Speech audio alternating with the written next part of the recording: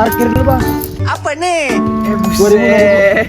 2000 kan. Mas, itu air tulisannya Mas parkir gratis. Nggak bisa bos, kalau parkir di sini lo harus bayar sama gua 2000. Udah beli kopi nih buruan deh.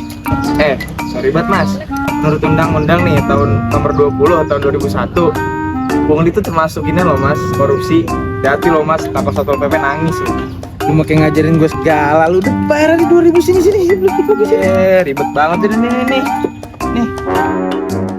Aku mau ngampus. Kamu pernah mendengar istilah pungli?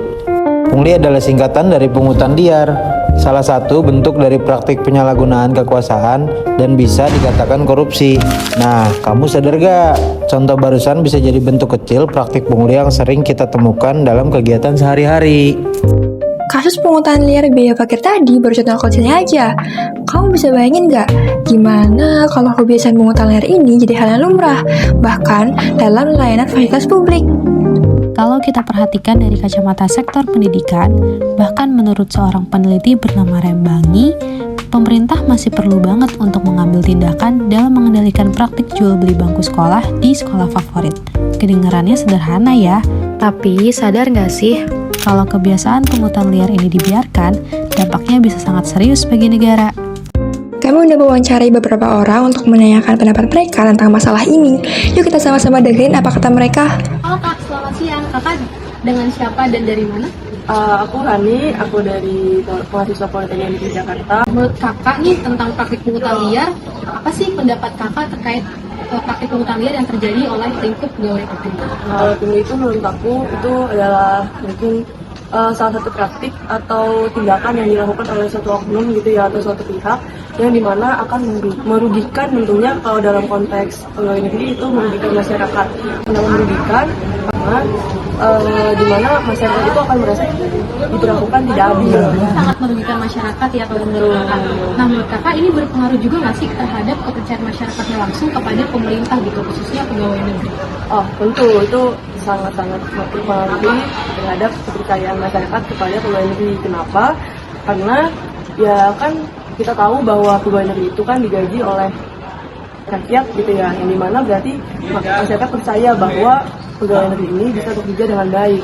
Nah apabila pegawai negerinya sendiri menyalahgunakan wewenangnya, yaitu dengan melakukan tindakan pungli, ya berarti masyarakat akan merasa kehilangan kepercayaan kepada pegawai negeri. Mungkin jadi merasa gak percaya dengan adanya peraturan yang ada, karena merasa mungkin peraturan cuma tertulis aja gitu ya, nggak sebenarnya dalam lapangan yang nggak dijalani juga. Dan mungkin bahkan masyarakat malah jadi pengen melakukan hal yang sama juga, karena merasa mungkin yang di atas juga melaksanakan pungli gitu, di mana pungli juga bukan tindakan yang seharusnya dilakukan, tetapi ya ternyata kan dilakukan. Jadi mungkin ya masyarakat kecil mungkin ya jadi merasa ya ini berarti nggak apa-apa untuk dilakukan. Dari Kakak sendiri, Kakak pernah nggak sih mengalami langsung adanya tindakan pungli dalam pelayanan publik gitu contohnya, dan bisa diceritakan nggak? Pas 17 tahun mungkin aku berpikir bahwa aku harus punya SIM gitu kan. Cuman untuk sebelum aku bikin SIM, aku nanya sama temen-temenku yang mungkin udah bikin SIM,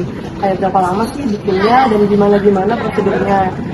Ya temen-temen aku ya cuman bilang ya gampang kok gitu, cuman gak nyampe sejam gitu. Nah cuman ternyata pas aku kesana ya ternyata lumayan dipersulit. Itu ada diginiin sama salah satu oknum yang ada di sana, kalau mau cepat bayar. Ya karena kaget, suruh bayar. Jadi kan menurutku untuk bikin itu sebenarnya nggak perlu bayar.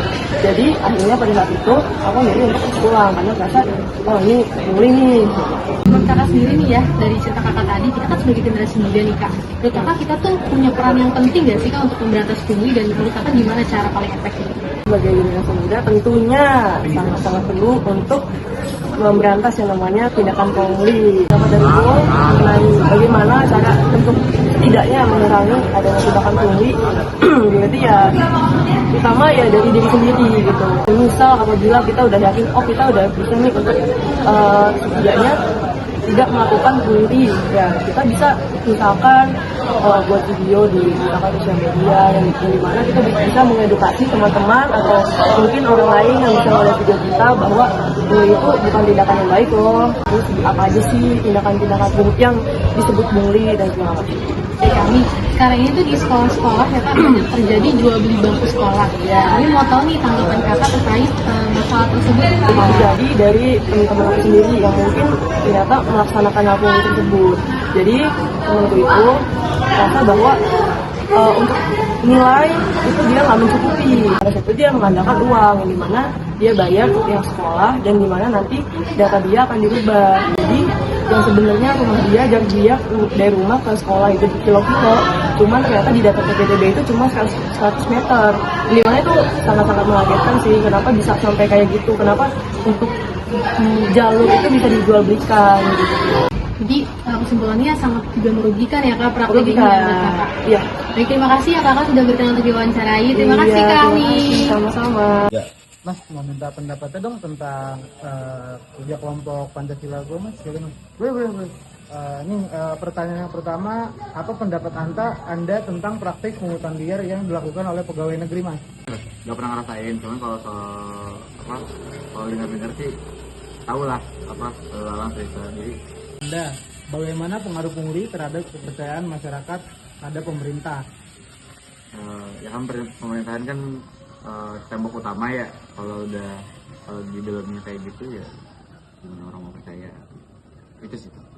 Apakah Anda pernah mendengar atau mengalami langsung adanya pungli dalam pelayanan publik? Bisa diceritakan mas pengalamannya? Secara nggak sadar kalau lagi ya contohnya urusan dokumen lah, pemerintah dibantuin pasti. Jadi mungkin gua nggak sadar gua lagi melakukan proses pungli. Nah ini pertanyaan selanjutnya mas, menurut Anda apakah generasi muda memiliki peran dalam membantu memberantas pungli? Bagaimana caranya? Pasti dong, pasti jadi media bersuara juga ya.